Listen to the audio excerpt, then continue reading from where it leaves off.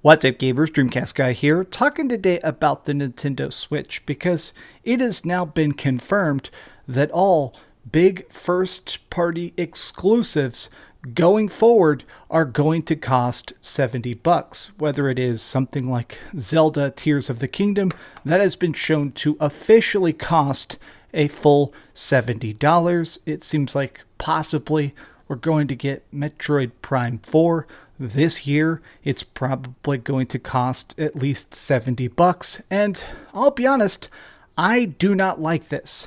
Now, I want to say I'm not coming at this from the position of a Nintendo hater or something like that. I actually have, of course, hundreds of games for my Nintendo Switch. Even this week, I actually just bought Metroid Prime Remastered for $40. Well, heck, I even double dipped and bought it on physical as well. So I guess I paid $80 for that, but that was my own choosing. My problem is the fact that, honestly, this price jump in general just completely sucks. I don't like this when Sony did it either. Like, consider this. So here we have two Square Enix games. This costs $70 and, in my opinion, kind of sucks. And this game costs $60 and is a freaking masterpiece. The Final Fantasy VII Remake still took a huge amount of production, of art, of development, of voice actors, but for some reason was $10 cheaper.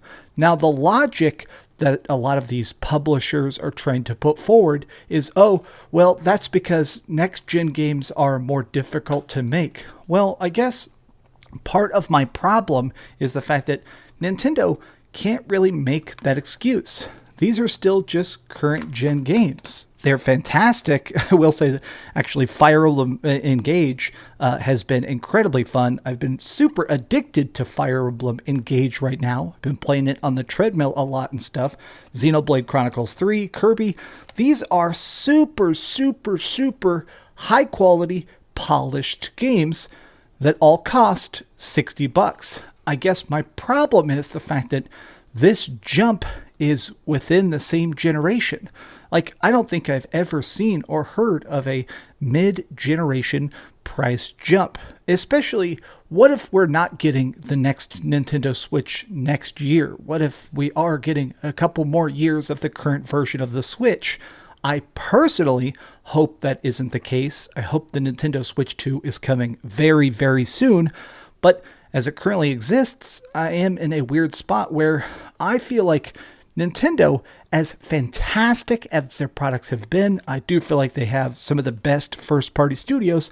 They are starting to try and push the limits of how much money they can get out of hardcore fans. And what I mean by that is, honestly, they've started to really push downloadable content, day one season passes, and stuff like that I have never, ever supported. Like, even for games I genuinely like, they are already trying to sell you more magic, more characters, more emblems in this game, and it's been out 1 month. Something like Xenoblade Chronicles 3, which came out last year, they're just about to do a bunch of multi-phase DLCs. Now, my problem is not that I feel like this is bad business or I feel like it's low quality. I guess I have always been very against expensive full experiences. If you have to pay $70 for a game, $30 for a season pass, something like that. If you have to pay $100 to fully experience the entirety of a game, I mean, even if you are a supporter of that franchise, even if you are a lover of that franchise, it does feel incredibly crappy to do this. I don't like that games just keep getting more and more and more expensive because it just feels prohibitive to the normal casual consumer. Now, let me be clear.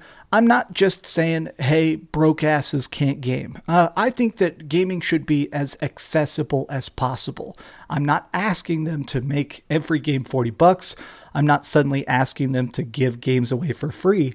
I guess my major issue comes down to the fact that I do get a lot of comments, and I used to get some letters and stuff when I had a P.O. box, actual physical letters from people saying, I wish I could game more, but I can't. And I do think that with higher costs, we're going to see a dip in sales.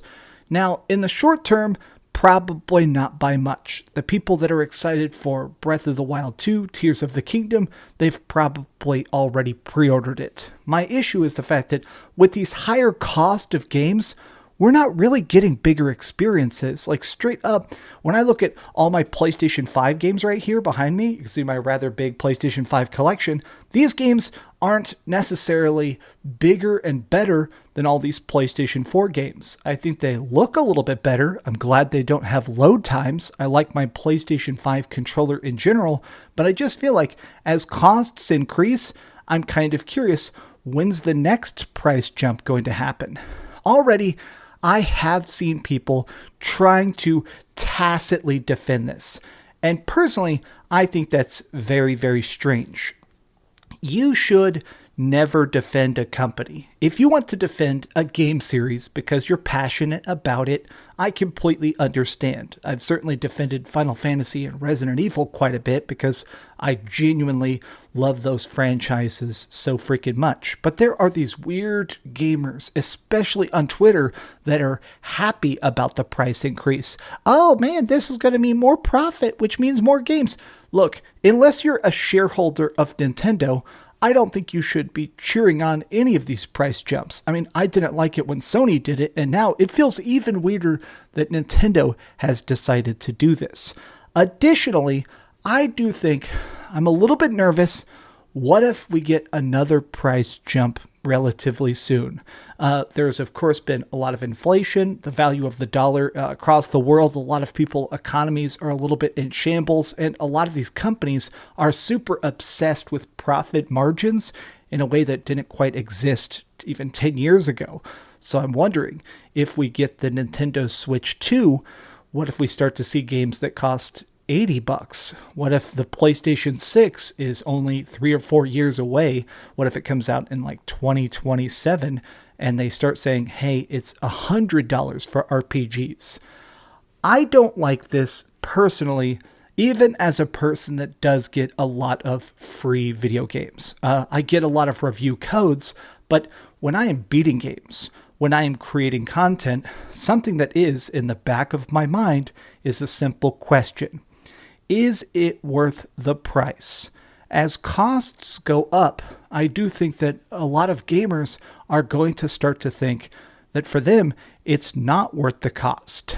I think there is always the option, of course, of waiting for a sale, of waiting for something to get discounted. But for a lot of Nintendo stuff specifically, it never goes on sale. My Nintendo Switch collection, a lot of these games are still full priced if you try and buy them today. And that kind of blows. I guess I'm really getting to a spot where I am always looking for the best deal and to recommend the cheapest, coolest games to fans possible. And as prices keep going up, I do feel like that overall, this is going to hurt the hobby.